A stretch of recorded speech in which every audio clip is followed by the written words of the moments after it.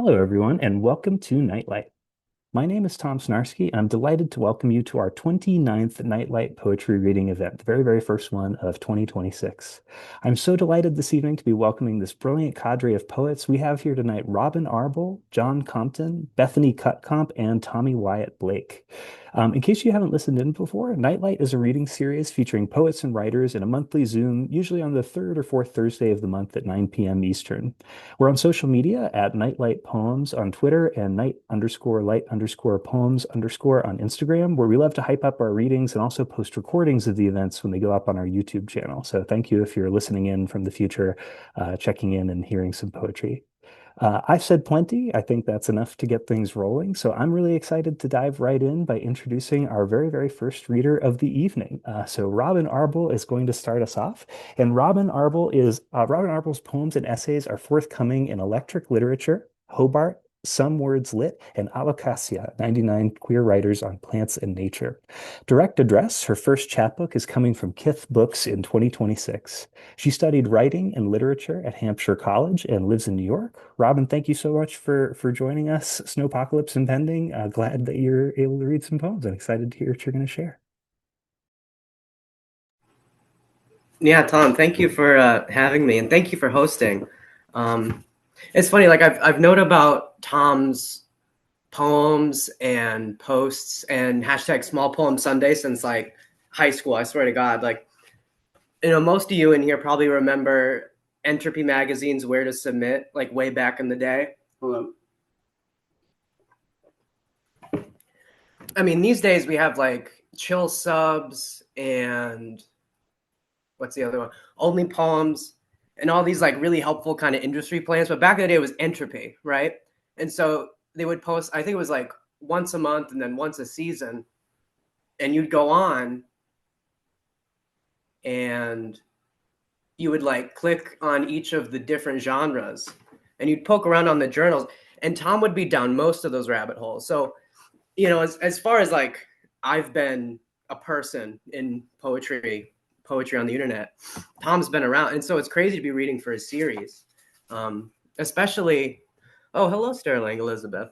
Yeah, especially with John Compton, Bethany Cutkomp, Tommy Wyatt Blake. I mean, when Tom sent us the flyer, I immediately and vividly recognized each of your names. So it's such a compliment and such a relief to find out that we're all peers and all in this together. Yeah, and thank you everyone in this room, either right now or in the future, who's here to listen and watch me and Tom and John and Bethany and Tommy just do our thing. Names. There's a reason my name won't appear in any obituary. No one in my family is brave enough to claim me first. Deaths passed us as our decade vanished. Grandma, cousin, mother, old friend. I never told them. I showed them my new face at each funeral. Once Dad said, "You want to look like that?" I realized Mom's wake, an early, burning autumn Saturday, was split in half. Men on one side, women on the other. I was standing with 3 generations of mothers around her narrow grave. He was studying my face to prove I was living, to prove I was growing young. So as Tom said in my bio, I have I'm reading from my chapbook tonight. My chapbook Direct Address is coming out later this spring from Kith Books. And yeah, it's a chapbook, 25 pages of poetry. It's in 3 parts: a beginning, a middle, and an end. The first and third parts are lyric poems that look like this. I don't even have the.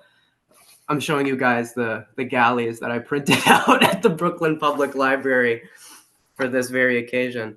So yeah, the first and the third sections are lyric poems, and then the middle section is a long poem that looks like this.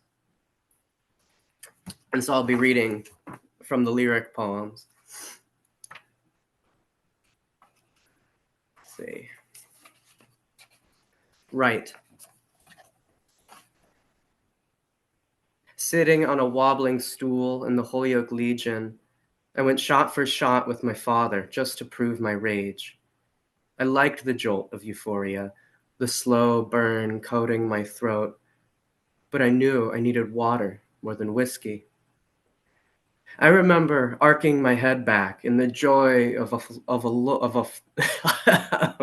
I remember arcing my head back in the joy of a full bladder piss, and I remember my head smacking the stall door. Nothing was more rewarding than the double headache the next morning, my first and last gifts for turning 21. I never told him. Both hung over. He drove me back to campus as I pretended to sleep.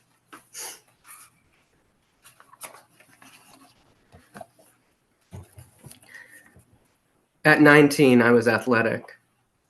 And so, with one of those poem things, it on paper it is wildly efficient for your title to be your first line, but it's so funny in poetry readings. It's like you say the title and then you fucked yourself. I don't know if I and you fucked yourself because then you have to say the title again. But at 19, I was athletic. At 19, I was athletic with my thirst. I sucked on ice cubes salted with beer foam. A woman's pixels exploded in the back of my eye, and my prefrontal roiled like a breath over an oven. Once I got good and drunk enough to dream her, we sprinted like myths around a tree and shattered into ourselves like a grown man drowning in his own reflection. Next night, I made a cave with my blankets and held my breath. I coughed and dregs flourished out of my bowl. I doused the fires with the gasoline in my cup and woke up in a flood of urine and sweat. I kicked the cans under my dresser, then slipped into a dry pocket at the edge of my bed. By the bottom of the night, I was a well, a tower crumbling underground. There were only so many stars to count in my water's reflection.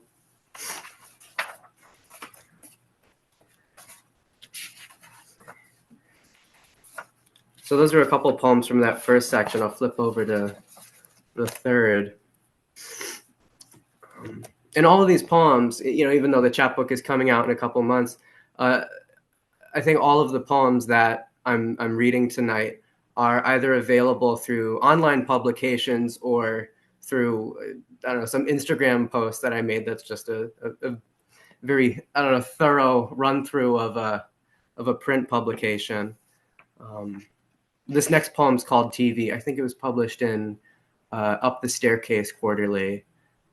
Actually, so these two poems together, they face each other on the page. Making a book, I actually became kind of a nerd about just two facing pages and being able to hang out on these two like open pages. And so it's interesting that these next two poems I'm going to read are also published together, and they're kind of sister poems in the book. TV.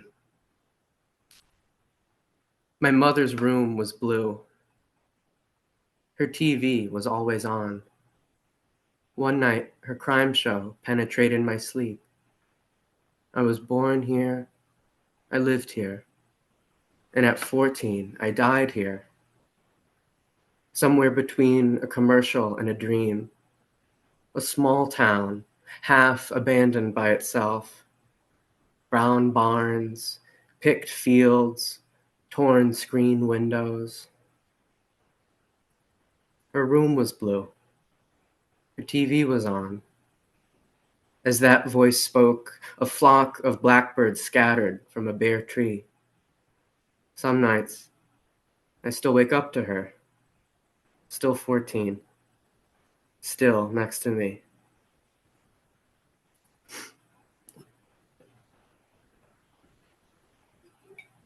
This next poem is called I. That's just truth in advertising. I'm really a fan of anaphora. I feel in so many ways it's the heart of lyric poetry because it's every sentence is just darting off into a different attempt at saying what can't be said. It's like a dartboard or something. You know what I mean? Like you're able to get a perfect circle around the bullseye, but you can never get the bullseye, it feels. Last night, I opened every closet in Holyoke to prove I wasn't there. I woke up, looked in the mirror, and there I wasn't. Tiny tits on a too huge rib cage. I searched for my youngest self in every closet in Holyoke and found him crouching under his mother's dresses every time. All day, I left him there. I couldn't sleep. I laid my pillows on my windowsill and hung half my head outside my window. I smoked a joint in bed and counted stars as my brain blossomed. I looked at the crescent moon until I looked through it. I could feel the earth spinning 6 miles between heartbeats. I sat up. I looked at my softening cheeks and hard stubble. I looked at my black bangs framing my face. I looked into the double eclipse of my pupils. My breath fogged on the glass as my eyes started to close. My lips were so cold. I flinched. Okay, I have 2 more poems.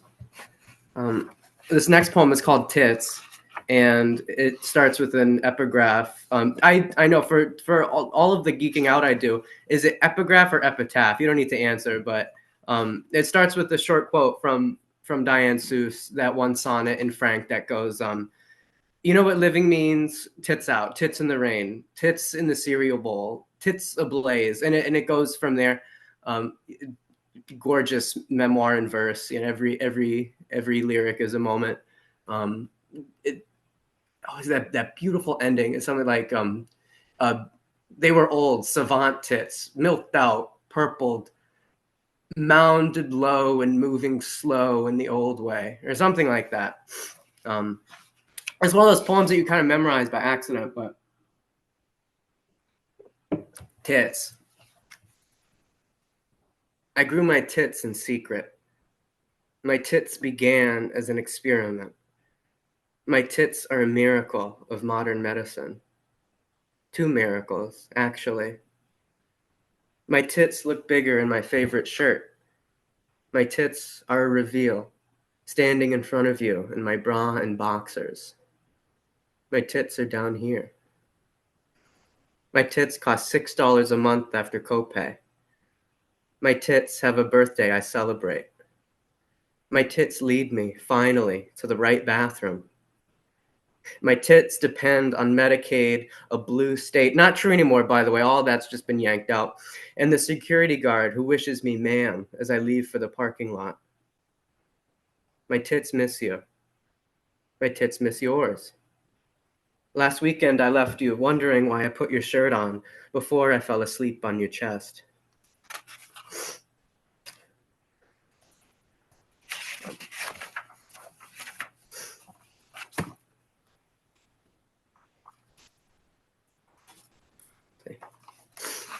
So this last one, this poem was a first for me. I wrote a lot of this stuff my senior year at Hampshire College for my thesis, which is what directed address grew out of or into, however you want to look at it.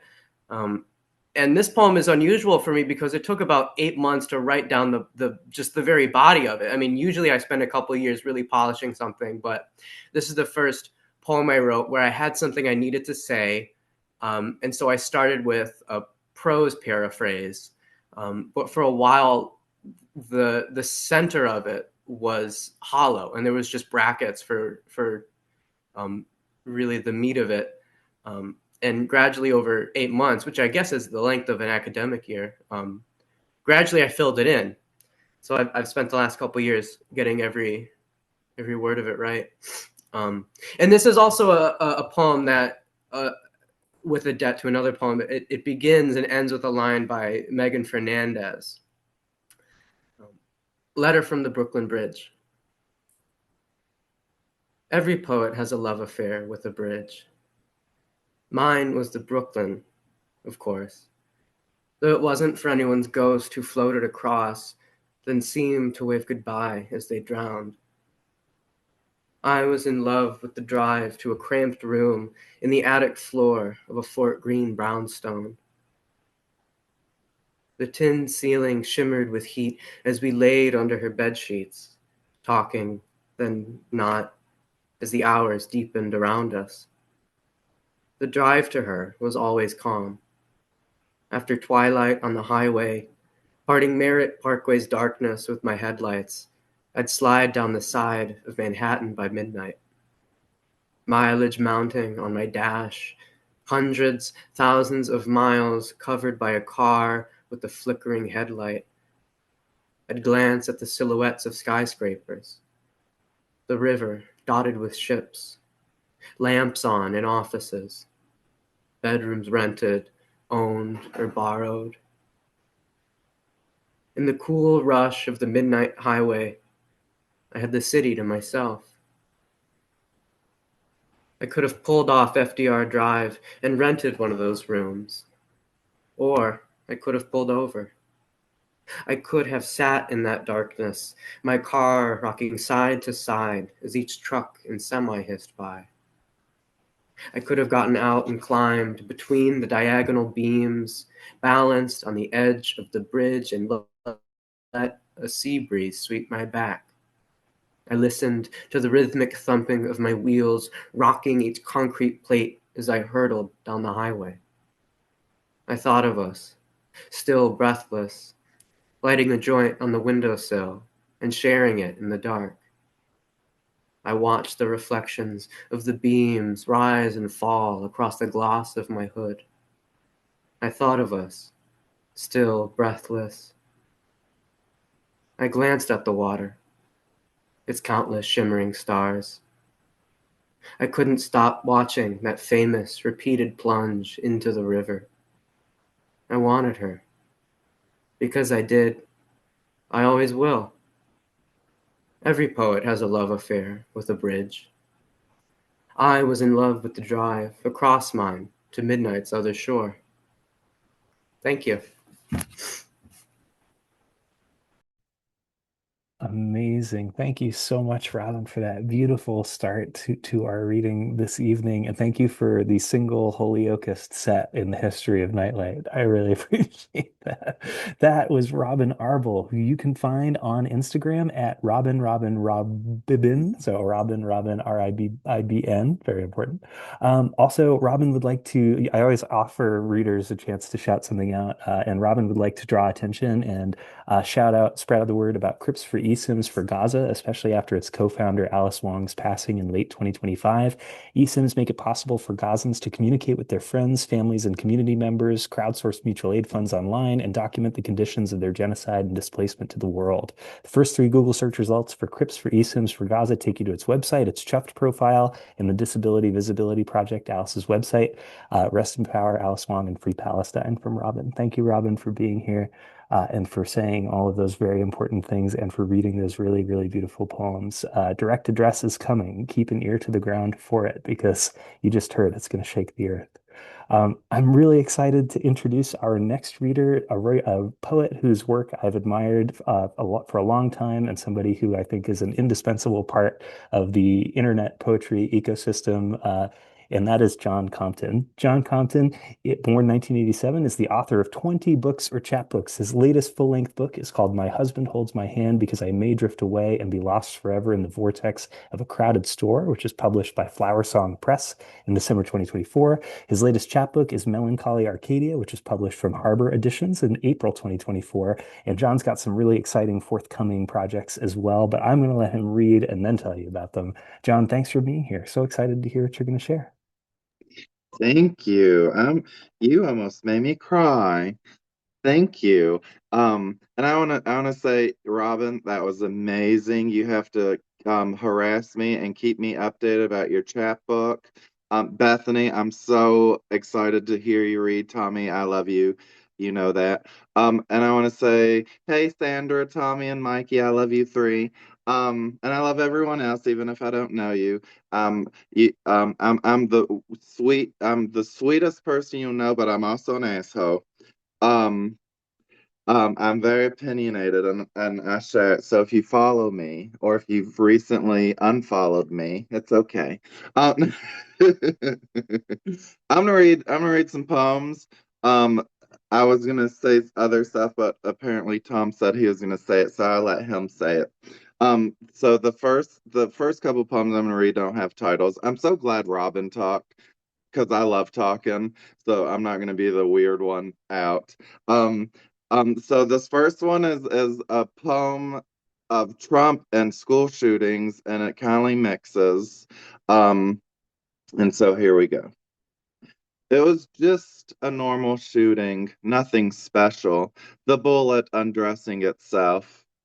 The weeds, unaffected by the wind speed, never wrenched their heads towards the target. They continued their gossip.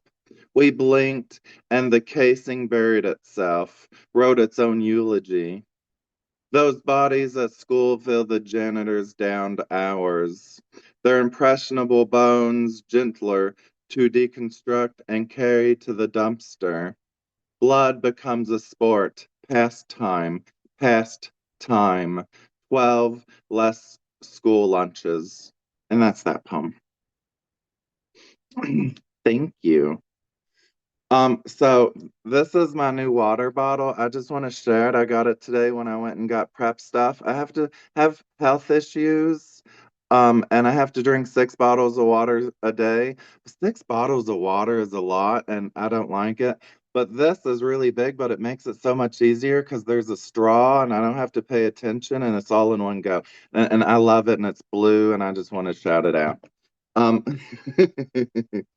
so I'm going to so I write a lot of dark poems because I always say the paper can handle the darkness, and so I let it and I keep the good stuff in because I'd rather have good stuff and I don't have much of it. So and I don't love my family too much, um, as you're about to see. This one's about my grandfather's funeral. I attend my grandfather's funeral out of respect for my dad, and everyone looks like a clown. I sit there, a whisper in the pew before this corpse, not knowing what ear to infiltrate with my delicate prayer, because all their heads are dead trees tunneled with worms. And that's that poem. Thank you. So thank you. Recently, I've been writing a lot about my house. And even my new collection is titled based around it. House is a cemetery. And we're poor, so we're just gonna live here forever and it's gonna collapse in on us. And then it's gonna bury us. That's what I it's like 120 years old and it's falling apart. But this poem is about my house. Our house is claustrophobic, a catastrophe, a large grave with 2 dead husbands. No family visits, no stranger enters. The entrance is sealed off, has been for years. The outer doorknob is missing. We've forgotten what it looked like. Even mice come and die. Their bodies at the walls, chew through plaster, trying to dig out their escape. The front of the house is a thief. It reflects a home, but faintly. The blue vinyl is sun bleached. Windows are covered with plastic. Not even birds look in. The gnats scurry around the light, eventually becoming corpses. Everything has died in this house. Everything. The dogs, the cats, the lady who lived here last. And that's that poem. And I did a horrible, horrible thing. I set a timer and then I forgot to push start. So, so, so yeah, I think I've been reading for like 5 minutes though. Um, so I walk with a cane now, because I have peripheral neuropathy and heart, a bad heart, and I have stability issues and everything. So I wrote a poem about my cane. I watch people look at me. I sit at a bench because my body is unstable.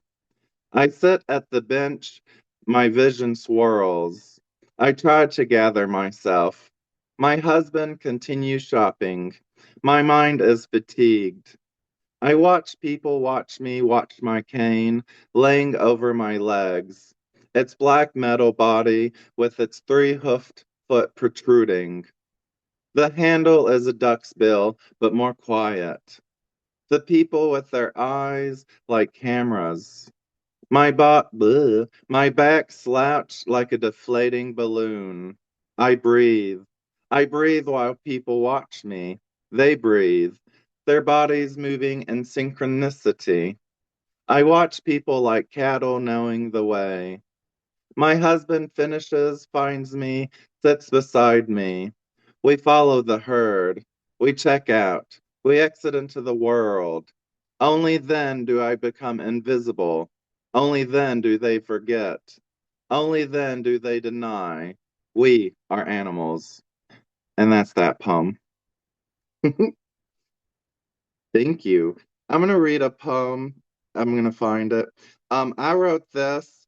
Oh, so I'm very opinionated, and I don't I love indie poets, and I want to be a voice for indie poets, and a lot of indie poets don't get the recognition they deserve. And then I post and it pisses people off. Like this year alone, I've had like 58 people unfollow me on Facebook, which does not bother me any, but I just find it funny. So I wrote this poem. Um, and it's called, and it has a title, and it's called do do do do. Where are you, you stupid poem? Sorry. Oh, it's here it is. It's called How They Will Welcome Me Once I'm Dead. When they write about me, they won't have much to say.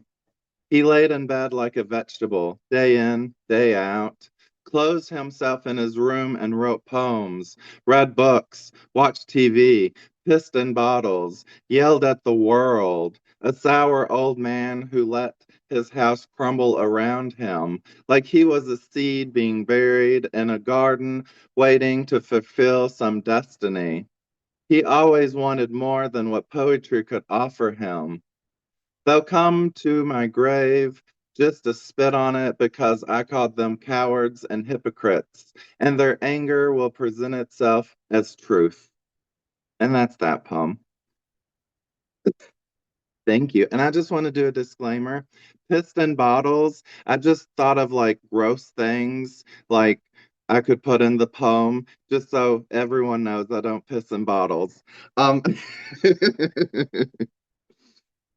so this one is my thing of funny. I'm not a very funny poet, but my sense of humor is horrible. And it's kindly true. I was in the kitchen one night and we have this big bush and the limbs scraped across the window and it creeped me out and I wanted to like run away, even though I seen it and knew exactly what it was. So I wrote this poem called An Exclusive 60-Minute Interview.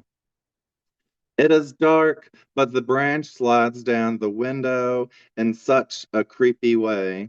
I almost run from the room, and I know it is a tree, but it sends shivers with how meticulous it moves. Its leaves licking the glass, and I imagine it being on a documentary about how it had broken into my house and killed me.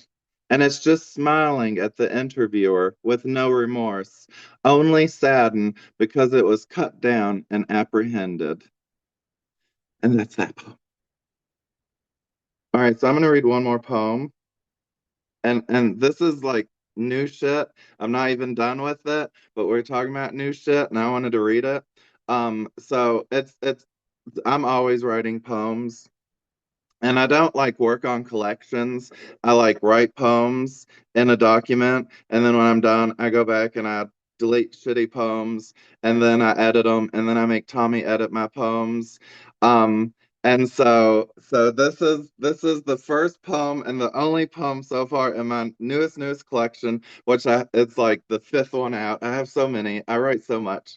But I wanted to write something about monsters and creepiness and nightmares and hallucinations. And so here's this poem. It's called Sleep Paralysis. While she lay in bed, he lingers in the corner of her room, disguising himself in the shadows. His breath, a gurgling purr. She hears the tisk tisk tisk of his tongue as air is pushed between his jaw saw teeth.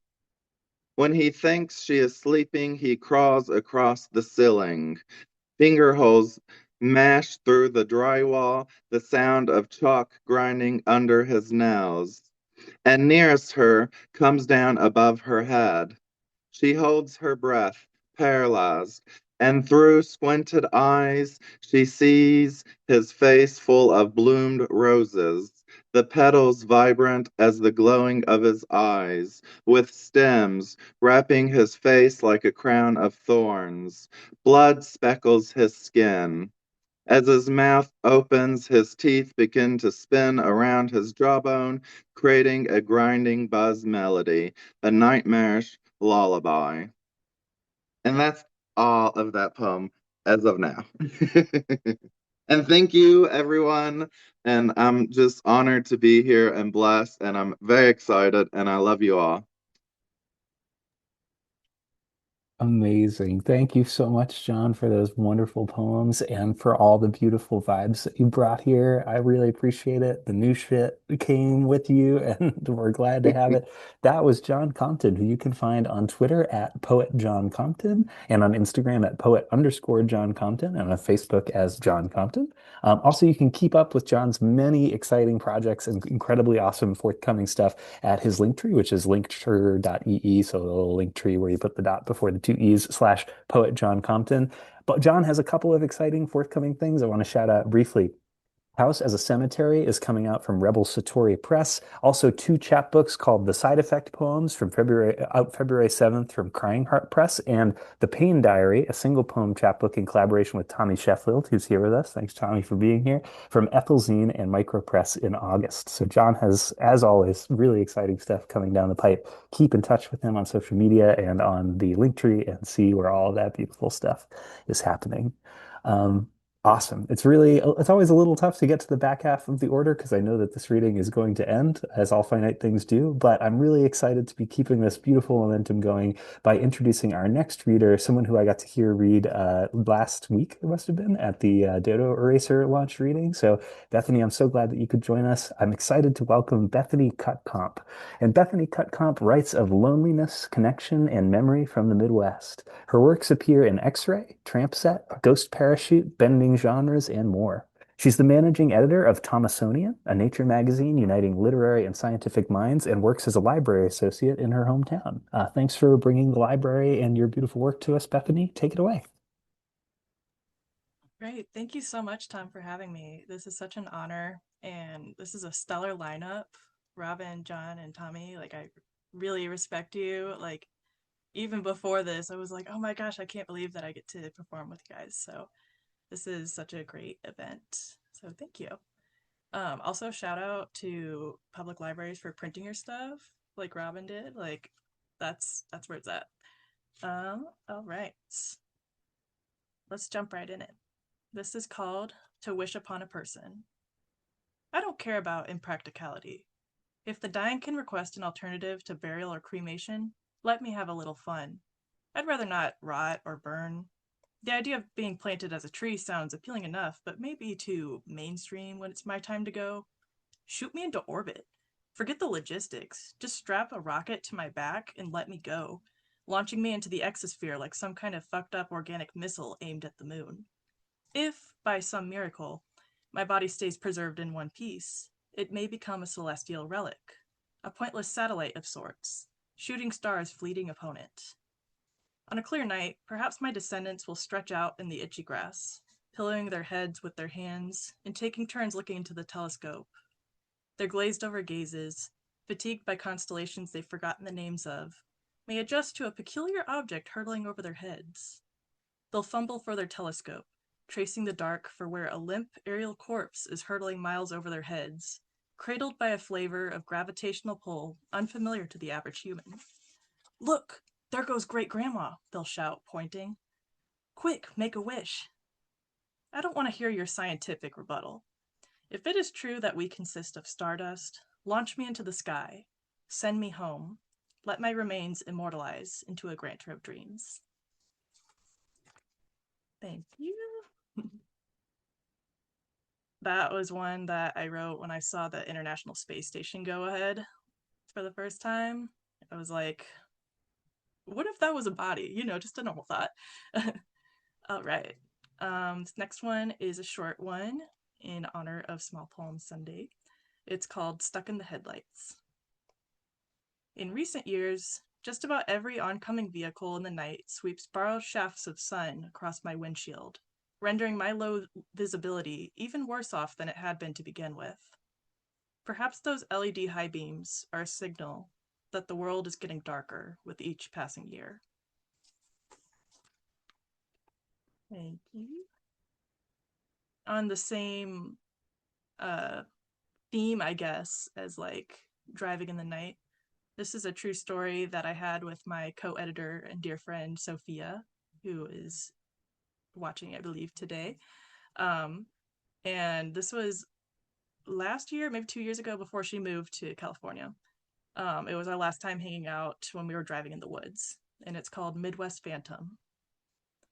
Our headlights carved comet streaks into cosmic gravel dust, spun up by prior tires. Only one vehicle head shared rural Missouri roads weaving through the woods, its pair of eyes glowing scarlet in the dark. Had we been less enamored by firefly glitter sparkling among trees, perhaps we would have caught the moment when that vehicle hugged a corner and vanished straight into smoke. A hush swept across the dashboard, settling along the space between us. Was that real? You asked me at last. Cranking the radio volume to mute, I said that we might have seen a ghost. That was a really chill moment, but yeah. All right. This is a longer one. This is probably one of my proudest pieces that came out in X-Ray last year. Oh, I skipped one, but I'll just go straight into that one. It is called In Another Life, I am a direct descendant of sharks.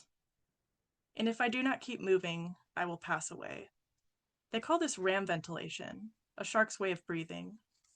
My invisible gills demand the same method of survival. Since hatching from your womb, I have been burdened to forward momentum, a squirming force to be reckoned with. Raised in a realm above sea level, however, the current has always worked against my nature. Most mornings, you barely squeeze in the chance to slather sunscreen over my ampullae of Lorenzini, freckles you insist I call them, before I'm out the door and down the street, bike pedals whirling, thrusting through the stagnant humidity. I may not bear fins like my aquatic ancestors, but the sweat I shed tastes of the sea, marine familiarity, a restless scene. Inherent muscle memory urges me to continue on, past the front of the school, past the park, past the fast food joints, past the gas stations, past the woods, past the town border, on and on beyond state lines, never stopping until my toe-shaped fins touch the busy surf.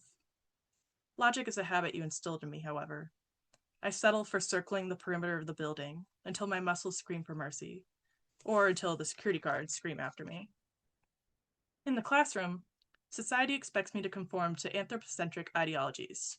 Sit still, a manner my species can physically not obey. Doesn't matter that I've just biked the scenic route to school. For a shark, it's move or die. I'm a fish out of water, floundering at my graffitied desk after exhausting all bathroom privileges to wander the hallways. From what I've overheard you whispering to neighbors and folks at our church, my teachers exchange concerns about the pacing, the rocking, the bouncing, claiming my fidgety movements are a detriment to my development and too much of a distraction to my peers. They've got it all wrong. The girls sporting dolphin cackles in the corner are the ones to be wary of. See that kid over there? Yeah, that one. That kid can't sit still, I make of their clique exclusive echolocation. Stay away from them. They've got issues. If it were socially acceptable to bite, I would. That is a common misconception about my kind, though. I may bear a sharp-toothed grimace, but I am not violent-natured unless provoked. Even then, sharks are more afraid of humans than humans are of sharks. Often you prompt me to suck it up, to conform to warm-blooded standards out of my comfort zone, for the sake of making friends. You don't understand. My ancestors have roamed this planet solo for hundreds of millions of years before any mammal, and they've managed well enough. You know, you yourself aren't the best at showing affection. I get that my skin takes on abrasive texture, but a bit of compassion here and there won't hurt. Just a few kind words to validate my existence. Deep in the night, I thrash under sweaty bed sheets. The only way you get me to fall asleep is by dangling me from the edge of the mattress, flipping me head side down and feet side up, evoking a trance of tonic immobility. Assuming I've surrendered to human dreams, you admit to my father that it may be time to seek professional help for my condition. What condition is that? Do you not see traces of shark in yourself? Through wary slits of nictitating membrane, I watch your shadow roam back and forth past my bedroom door. Thank you. Let's see. I skipped one, so I'll go back to that. This one is forthcoming in Poetry as Promised, which if you haven't heard of them, they put out the most gorgeous issues that are handmade, kind of like a scrapbook. So I'd highly recommend checking them out. This is called To the Ghost Once Disguised as a Long-Distance Lover. Our story is an obituary between clenched teeth, unwarranted to grieve. Your spirit left somebody, not your body, but a bond you agreed upon once. Had you voiced notes of dissatisfaction, I would have acted accordingly, patching up faults in our remote conversations. Instead, there came a day where you erased yourself with zero indications. No, hey, this isn't working out. No request for space. Just radio silence on your end, while you dipped out and dropped off the face of the earth. Are you all right? I asked the void. Please, just let me know if you're okay. The message delivered, but never displayed that it was marked as read. Maybe he's dead, friends joked in my direction. I laughed for the sake of good spirit, but there was nothing good about a spirit who did not deny or confirm such a claim without proof. I waited for months for a sign, some signal of life, but not all ghosts possess the drive to haunt their pasts. Did I make it up? Did I know how to love? Closure vaporized in my grip, leaving me to seek comfort in simplicity. Queuing up films we used to find silly, sometimes I swore a phantom hand cradled the small of my back. You did this to me, summoning insecurities I would spend years exercising from my system. Maybe that made me the ghost here, the one that kept our past tense trapped in purgatory. Thank you. Let's see. I got two more. All right. This one is a poem about my great uncle who recently passed away. We weren't very close, but I still have very vivid memories of when I went to his barn in Iowa. This is Reminiscence is a Fleeting Thing. Memory has always been a convoluted matter to grasp. I, for one, am only able to retain about 4 years prior in vivid detail. Beyond those margins exist fragments, equivalent to a lucid dream, ambiguous in their validity. Recollections of you and your farm are decades old. Barn cats, out-of-tune piano keys, three-wheelers, squeaky stairs, sugar cubes, and nose-rubbed kisses, all tucked deep within the dusty folds of my brain. One summer afternoon tickles my history, recalled with the stroke of a whisper, denied of its existence by mutual loved ones. I remember you called me out to the strip of trees bordering your home, inviting me to climb up on your lap beside your tree swing. Watching dragonflies flit between us and your barn, you plucked burrs from my sandals and stated that you were going to die someday. The surrounding context has since dissipated, but I'll never forget the calm indifference to your tone, the quiet shattering of my ignorance. Why this moment in particular acts as an outlier to my 4-year capacity, I will never know for certain. The day you cursed me with the concept of mortality is a memory you failed to take to the grave, as your own brain eventually betrayed you with age, dissolving what remnants of the past defined your very sense of identity. My mental preservation treads the space between effective and not, but, in a sense, that day you made a declaration of impermanence has since immortalized us both in this weary state of mine. Thank you. All right. I have one last short one for you. It's a poem about eels. I had like an eel phase a couple years ago. Read a really good book called The Book of Eels by Patrick Svensson. And yeah, this one is called Join Me in the Sargasso Sea, Anguilla, which is a scientific name.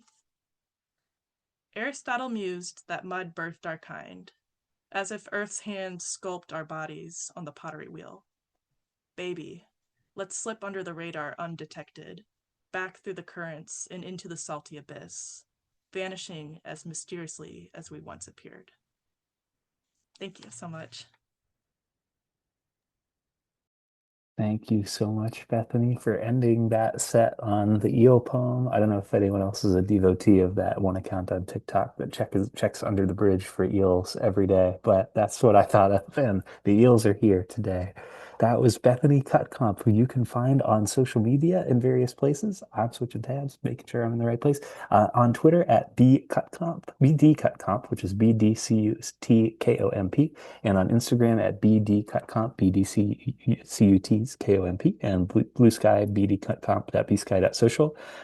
Bethany is also one of the co-editors, like we said before, of Thomasonian, which is a nature/science literary magazine aimed to educate readers more about our planet. They're currently open for issue 2 submissions until February 1st and are looking for more poetry, nonfiction, and photography. So you can follow Thomasonian Mag on all platforms or visit thomasonian.com and send Bethany your stuff and keep an ear to the ground for Bethany's exciting publications. We heard some forthcoming stuff, and yeah, just excited to have you on, and thank you for being here. It's always a little bit tough to get to this point in the reading because we are almost at the end. We're introducing our last reader, but I'm so excited to have back on Nightlight somebody who has been racing our series for a while, someone whose work I'm always excited to hear live and in person, in Tommy Wyatt Blake. Tommy Wyatt Blake, he, they, is synthesizing digital archives, space voids, and confines of the body. They're the author of For Your Entertainment, Mutually Assured Destruction, Ditch Lapse/Really Afraid, So Whose Courage, Trick Mirror, or Your Computer Screen, and others. Tommy, thank you so much for being here. I'm excited for you to close it out. Hi, thank you so much for having me again.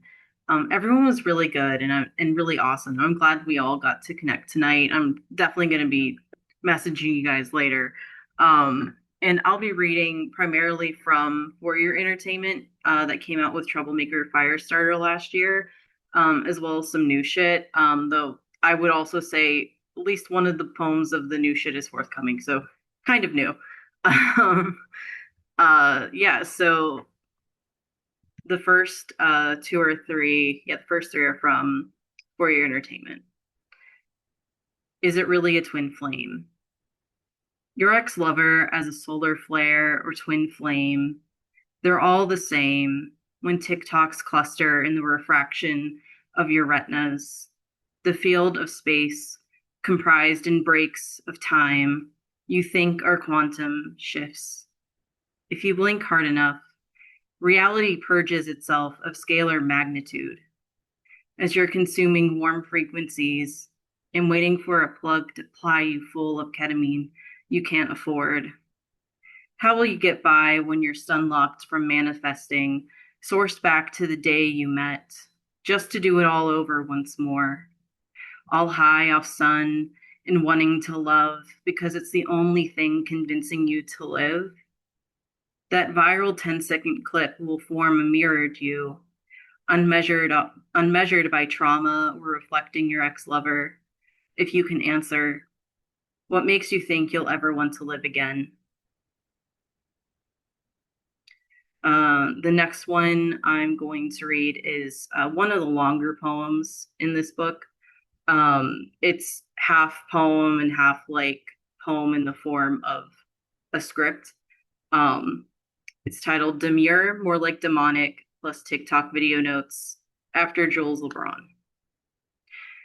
In the vortex of twilight, periwinkle glitters with contusion, wraith-like as it loosens to wax on and sift through cubed windows cracked open by time. How it scratches your corneas, quartz hard with gunk.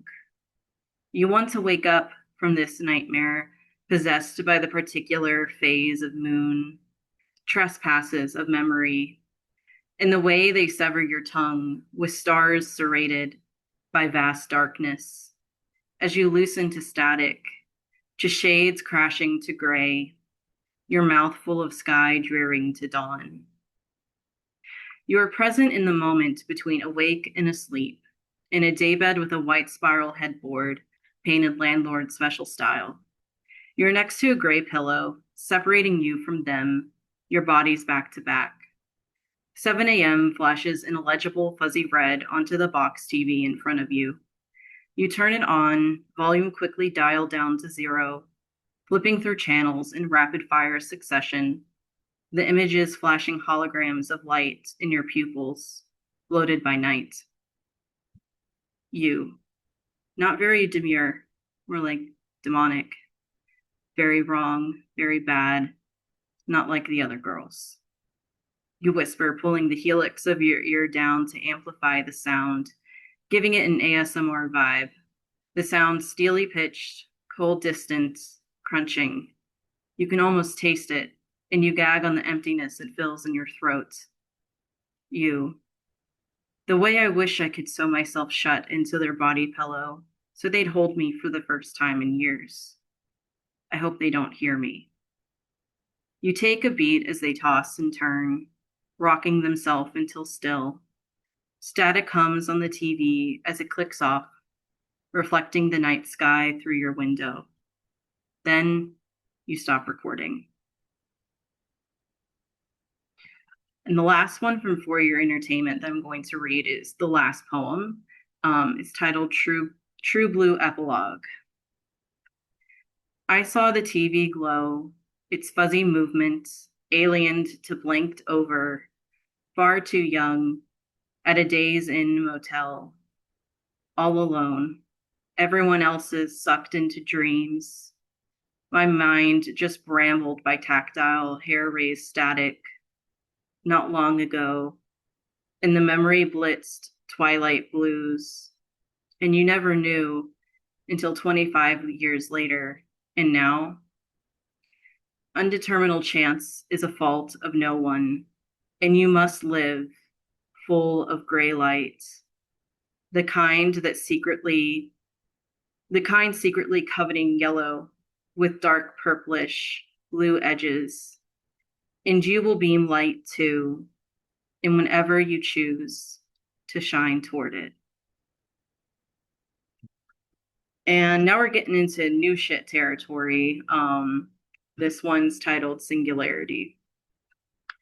Sequins in sky, a sequence in design, star eyes. When I'm gazing into the blue perished night, I bite off the glove on my left hand, plunging it in snow as cold spikes to bone, devouring me. And I feel choked, how the hurt clung to me as I went inside, numb fingers swiping through headlines that inspire a wish for oblivion. I'm so desperate for something to break to light, time fissuring and all. Survival is a continuation of singularities, and I'm tired. What else can my body do but possess me with myself and all that will ever happen? The next one is titled Paranoia Strike. I watch BoJack Horseman when I'm in a deep refracting depression, when vodka in a plastic water bottle is a vessel of glitter-rotting space, and I want to go on a bender faded, all supernova and decaying. When the TV turns on by itself and another episode plays, I don't change the channel for hours.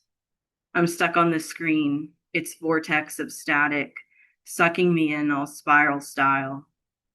When my vision warps to the speed of light, paranoia strikes, and I diagnose the sounds my house makes at 4 a.m.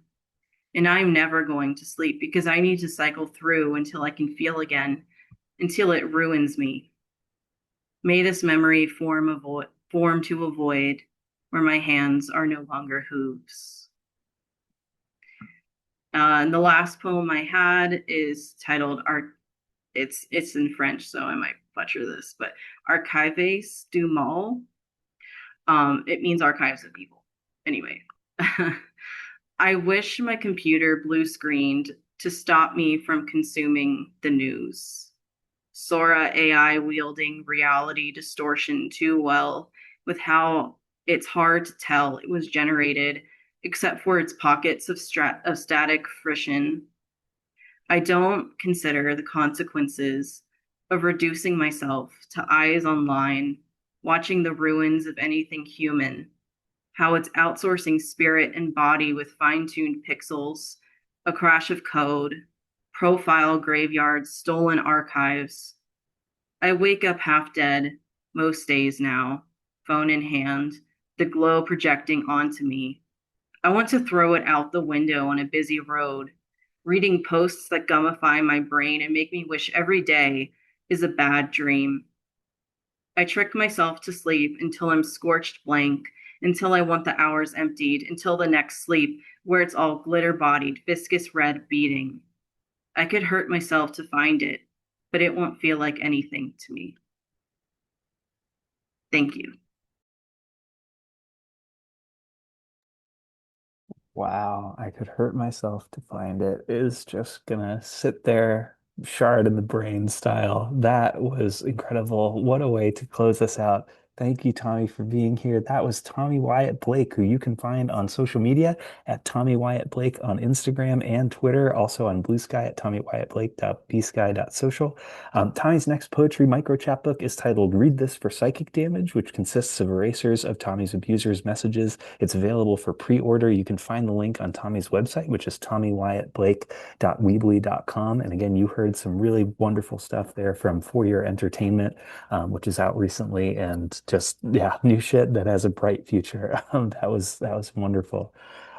Yeah, it's again always a little bittersweet to get to the end of a nightlight reading, but also what a reading you just heard. Thank you so much, Robin, John, Bethany, and Tommy for being here. Thank you to all the readers for sharing their beautiful work with us this evening, and thank you to our listeners. If you're here on the Zoom call with us, or if you're listening from the future, as Robin said, it's really a privilege to have the Zoom chat lighting up with enthusiasm, to have some views on YouTube for these readings. We really appreciate it, and I really appreciate it, and I'm so glad that you all were here. We have another reading scheduled for February 15th at 9 p.m. That's our next one. And then we've got, every month after that, I hope. So it's going to be a wonderful time. Keep in touch and hope that we might see you at the next one. And we always close the Nightlight with a poem. So I always tend to do just like whatever poem is rattling around in my head a lot for, the last like week or so. And you may have seen, if you're on the old poetry internet, the wonderful Tyler Byrne, who runs the Lo-Fi Lit podcast, just started a magazine. And I'm going to share a poem as soon as I can find it on my little handy dandy cellular telephone. Um, Tyler published some poems by Jennifer Espinoza, who's a wonderful poet who I like a lot. And this one in particular has been kicking around in my head. It like punched me in the nose the same way that like I think the last poem that punched me in the nose this bad that was published online was Steele's great poem To Eat the Fruit, Climb the Tree that came out some years ago. But this is a poem by Jennifer Espinoza. It's called Form. I don't need a job. I need money. Nobody understands the difference anymore. I went hungry as a child, my shoes worn down to holes through which the earth became my mother. I don't need a partner. I need love. I don't need freedom. I need room, a room, small room, with walls to beat and beat and beat and beat against my working body until I am free.